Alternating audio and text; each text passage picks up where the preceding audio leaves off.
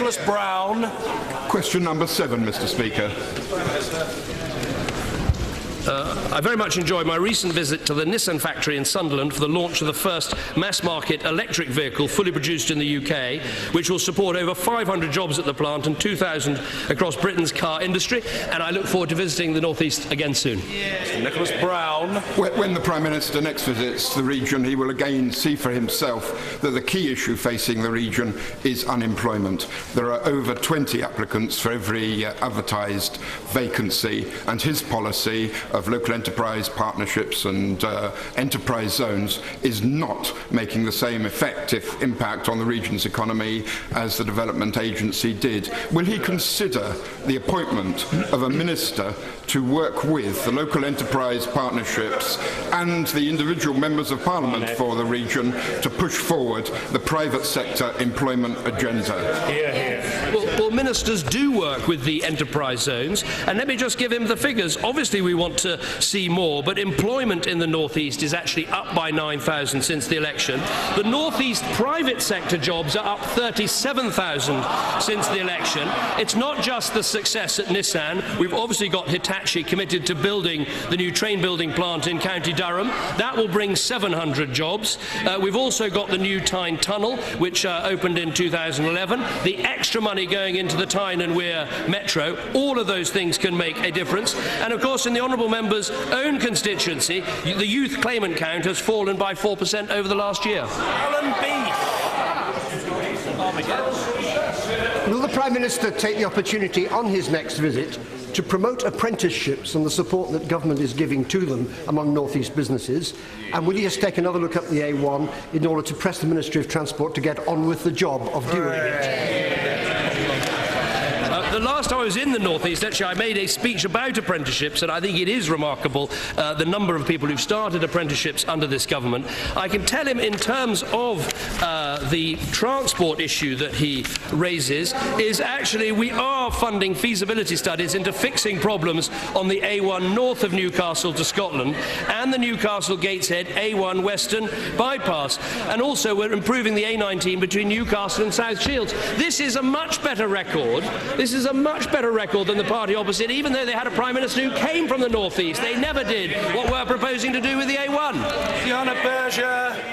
Mr. Speaker, given the Prime Minister is so keen to talk about infrastructure investment, can he explain why his government has cut capital investment again in 2015-16 by nearly £1 billion? I have to say to the Honourable Lady, she's wrong. If she looks at the figures, if you take the plans that Labour had for this Parliament, we've actually added to those plans and are increasing the amount of capital spending. But the real point is this: if you come to this House and you oppose changes on welfare, you oppose cuts to government programmes, you oppose the efficiency changes that we're making, and they haven't supported a single cut that we have made. If you do all those things, there's no way you'd have any capital spending at all. That is the problem with the weakness of the Labour front bench. Because they've taken no tough decisions, they can't support the capital spending this country needs.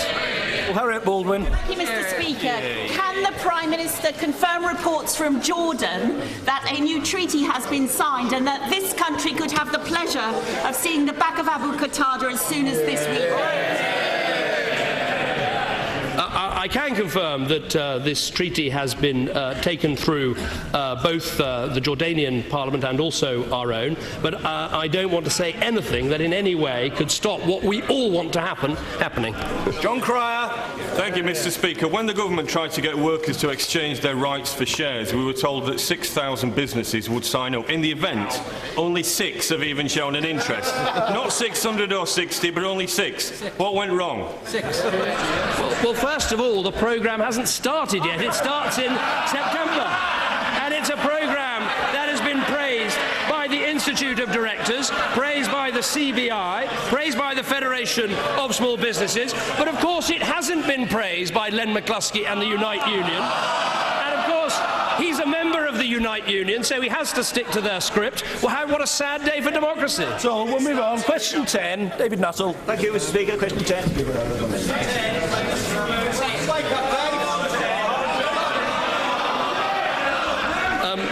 very much I enjoy all my visits to Bury. I look forward to visiting again, and I always take special time to look at the statue of Sir Robert Peel. Mr. David Nuttall. Mr. Speaker, whenever the Prime Minister does next find time to sample the delights of Bury, Ramsbottom and Tottington again, will he join me in meeting with some of the hundreds of local small businesses and charities who will be £2,000 a year better off from next April because of the new employment allowance, which will cut employers' national insurance contributions, giving them a real incentive to create genuine new jobs?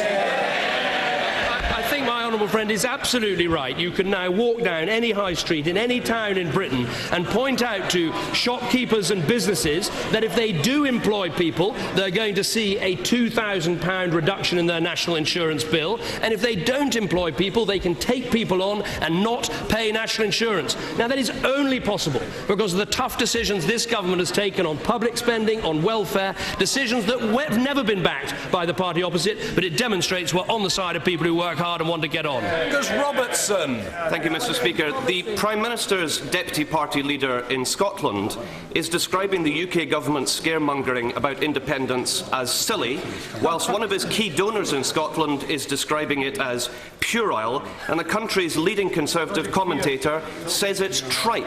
Given the Prime Minister is in charge of Project Fear for the UK government, will he ditch this silly, puerile tripe? I have a remarkable sense of déjà vu, Mr. Speaker, as I was asked precisely this question yesterday, and I'll give a different but pretty similar answer, which is if you look at the information that has been produced by this government on what would happen in terms of Scottish independence, I think it is impartial, extremely powerful, very sensible. And the fact is that the Scottish nationalists are losing the argument. They're losing the arguments on jobs, they're losing the argument on the economy, they're losing the argument on the influence that Scotland would have in the world. I say bring on the referendum because you're losing the battle.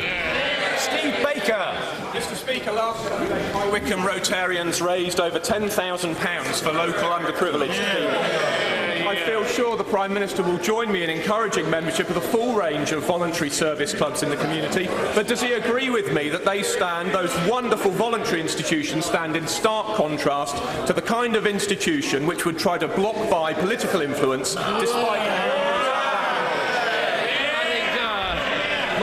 Friend is absolutely right, and it's a huge honour that I am an honorary member of my local Rotary Club in Witney. They're an important part of the big society, they raise a lot of money, they do an excellent job, and they certainly don't go round hoovering up members by making single payments from trade unions in order to buy influence.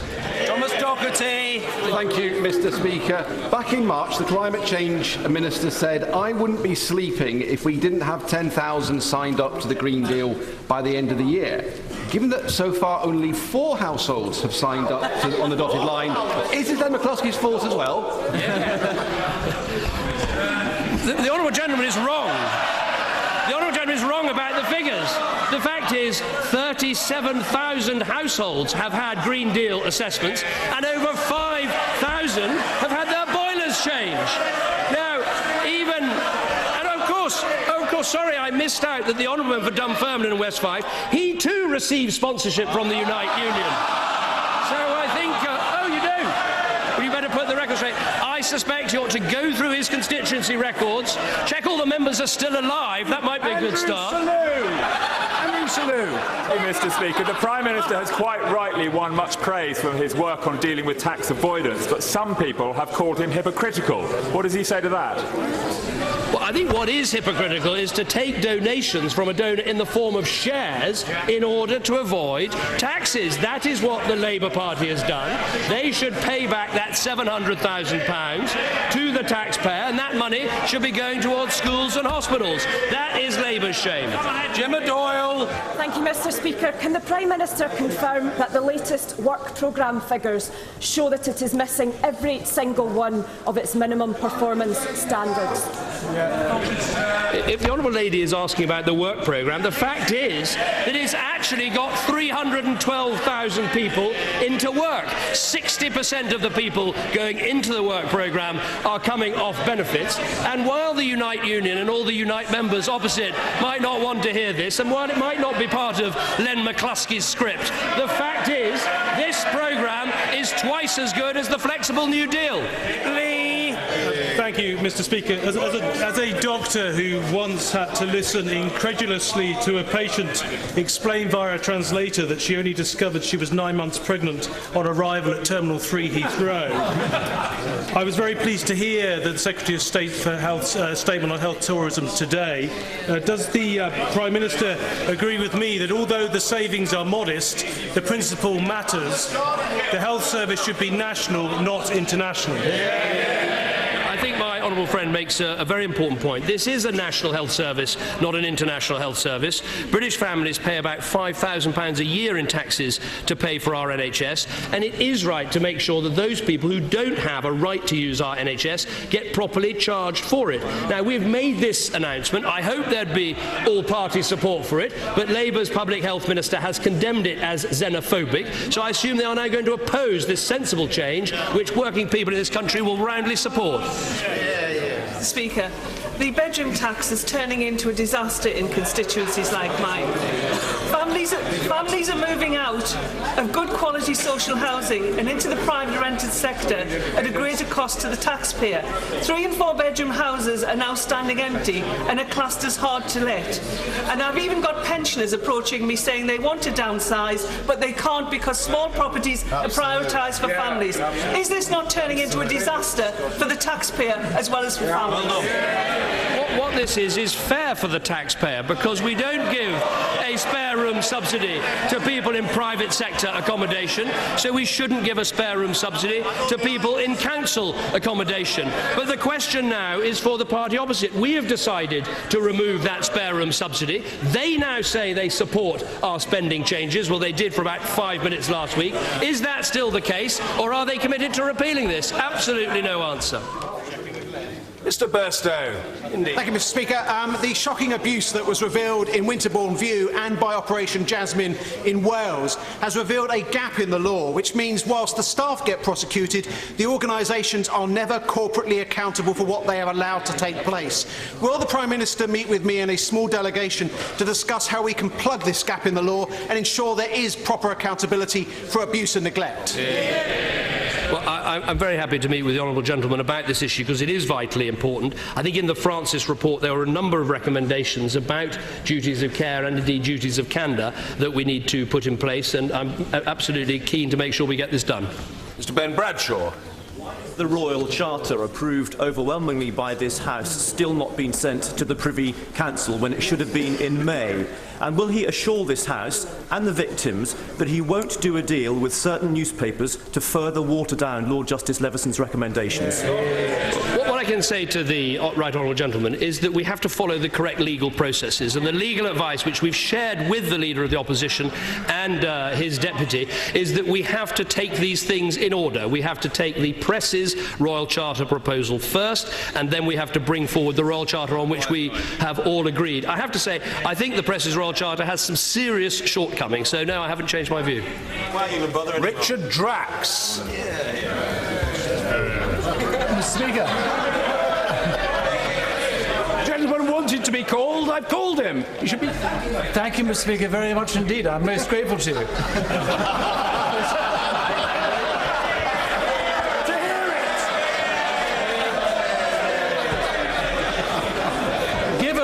Given that the selection of parliamentary candidates is a legitimate concern of this House, would the Prime Minister agree with me that the voting irregularities in the Falkirk constituency should be looked at as a matter of urgency? Order! The question's about a party matter.